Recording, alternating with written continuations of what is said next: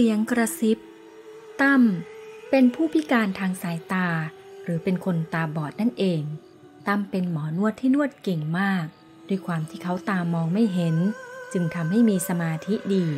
จับเส้นได้อย่างแม่นยำจนมีลูกค้าติดเยอะหลังจากเรียนจบหลักสูตรการนวดของคนตาบอดตั้มก็ออกมารับงานเองที่บ้านแถวบางบัวทองโดยให้พี่ชายช่วยหาลูกค้าทางอินเทอร์เน็ตพอมีคนสนใจเขาก็จะให้พี่ชายพาไปส่งที่บ้านลูกค้าแต่ถ้าพี่ชายติดธุระเขาก็จะให้พี่ข้างบ้านขับแท็กซี่พาไปส่งแทนหลังจากตั้มใช้บริการแท็กซี่อยู่พักใหญ่คนขับแท็กซี่ก็แนะนำให้ตั้มไปลองนวดลูกค้าที่เป็นคนแก่อายุ70เป็นอัมพฤกษ์นอนติดเตียงและพูดไม่ได้ตั้มไปนวดอยู่หลายครั้งจนตากลายเป็นลูกค้าประจำและมีอยู่วันหนึ่งตั้มก็ไปนวดตาเหมือนเดิมซึ่งตอนที่ไปถึงลูกชายของตาจะเป็นคนต้อนรับและพาไปที่ห้องที่ตานอนอยู่จากนั้นเขาก็จะปล่อยให้ตั้มนวดไปเรื่อยๆพอใกล้ครบ2 ชั่วโมงถึงจะเข้ามาดูอีกทีแต่วันนั้นขณะที่ตั้มนวดตาไปได้เกือบชั่วโมงหนึ่งแล้วเขาก็ได้ยินเสียงคนเดินเข้ามาในห้องตามต่อด้วยเสียงรื้อของเดี๋ยวเปิดเดี๋ยวปิดอยู่อย่างนั้นสลับไปมาจนเขารู้สึกรำคาญอยู่ในใจแต่เป็นเพราะว่านั่นเป็นบ้านลูกค้าเขาเลยไม่สามารถแสดงท่าทีใดๆได้แต่เอ่ยปากถามขึ้นมาว่าหาของหรือครับพี่เพราะตั้มคิดว่าเป็นลูกชายของตาเข้ามาหาของแต่กลับไม่มีเสียงตอบสักพักตั้มก็ได้กลิ่นเหม็นเน่าคล้ายซากสัตว์ตายลอยมาแตะจมูกกลิ่นแรงจนแทบอาเจียนแต่เขาก็เก็บอาการไว้ตั้มถามตาว่าน้ำหนักประมาณนี้พอไหมครับสิ้นคำถามเขาก็ได้ยินเสียงคล้ายตากระซิบที่หูเป็นเสียงพร่าแหบคล้ายคนเหนื่อยหอบและตอบว่ากำลังดีตั้มสะดุ้งเล็กน้อยเพราะเสียงที่ได้ยินนั้นใกล้มากซึ่งปกติแล้วตาจะนอนอยู่บนเตียงและตอบแค่อือเท่านั้นแต่ถ้าเป็นเสียงตาก็ไม่น่าจะมาจากด้านข้างได้ที่สำคัญเสียงนั้นเป็นเสียงที่คล้ายผู้หญิงด้วยตั้มรู้สึกคาใจมากแต่เขาก็ต้องตั้งใจนวดต่อไปขณะที่เขากำลังนวดอยู่เขาก็ได้ยินเสียงเด็กหัวเราะและวิ่งเล่นอยู่ในบ้านสักพักก็ได้ยินเสียงฝีเท้าเปิดประตูเข้ามาแล้วมากระซิบข้างหูว่าพี่ทำอะไรตั้มตกใจเพราะเสียงนั้นเย็นยะเยือกคล้ายกับที่เขาเคยฟังหนังผียังไงอย่างนั้นพอพูดจบก็วิ่งออกไปตั้มงงมากเพราะมานวดที่นี่อยู่หลายครั้ง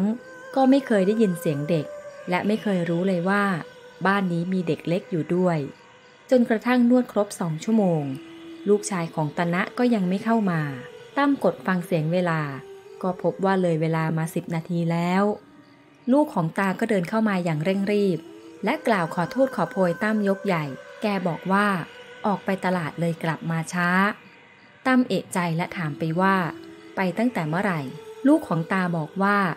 พอพาตั้มเข้ามาในห้องเสร็จก็รีบออกไปเลยเพราะเพื่อนโทรมาตามให้ไปช่วยดูรถให้ตั้มก็อึ้งในคำตอบแล้วก็ถามในสิ่งที่เขาสงสัยอีกว่าที่บ้านมีเด็กเล็กกับผู้หญิงไหม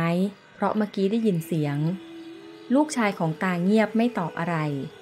แต่ถามกลับด้วยน้ำเสียงสั่นเครือว่าเด็กผู้ชายใช่ไหมตั้มบอกว่าใช่แล้วลูกชายของตาก็ไม่ได้พูดอะไรต่อตั้มได้ยินเสียงเขาเดินออกไปข้างนอกสักพักก็ได้กลิ่นธูปลอยมาตั้มคิดในใจว่า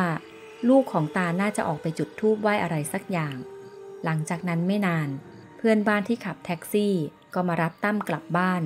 ตั้มเห็นว่าพี่ที่ขับแท็กซี่เป็นญาติกับตาและแนะนำให้เขามานวดที่นี่เขาจึงเล่าเรื่องราวที่เกิดขึ้นให้คนขับแท็กซี่ฟังคนขับแท็กซี่เล่าว่าปกติบ้านนี้อยู่ด้วยกัน4 คนมีตานะลูกชายเมียของลูกชายและลูกน้อยอีก1 คนแต่เมื่อปีก่อนเมียของเขาและลูกได้ขี่มอเตอร์ไซค์ไปตลาดและระหว่างทางได้เกิดอุบัติเหตุโดนรถ10 ล้อชนตายคาที่ทั้ง2 คนพอตั้มได้ฟังดังนั้นถึงกับขนลุกสู้เพราะเสียงที่ได้ยินนั้นยังทำเขาหลอนไม่หายแม้จะไม่เห็นภาพก็ตามเขาคิดว่าเสียงเด็กและผู้หญิงที่มากระซิบข้างหูนั้นเป็นเสียงของลูกชายและเมียของลูกตานะอย่างแน่นอนหลังจากเหตุการณ์วันนั้นเวลาที่ตั้มต้องไปนวดให้คุณตาตั้มจะให้พี่ชายนั่งอยู่ด้วยทุกครั้งหรือถ้าพี่ชายไม่ว่าง ตั้ ตั้มก็จะขอร้องให้ลูกชายของตามานั่งเป็นเพื่อนเพราะกลัวว่าจะเกิดเรื่องหลอนเหมือนคราวที่แล้วแต่ถึงจะมีเพื่อนนั่งอยู่ด้วยเขาก็มักได้ยินเสียงเด็กผู้ชายหัวเราะอยู่ในบ้านพอได้ยินบ่อยๆก็เริ่มชินแต่ในใจลึกๆเขาก็ไม่อยากได้ยินอะไรแบบนี้ถึงจะทำเป็นไม่สนใจแต่มันก็ได้ยินชัดเจนมากจนหลีกเลี่ยงไม่ได้เลยทุกวันนี้ถ้ามีโอกาสตั้มก็จะให้พี่ชายพาไปทำบุญที่วัดแล้วเขาก็จะอธิษฐานขอให้อย่าได้ยินเสียงที่เขาไม่ควรได้ยินอีก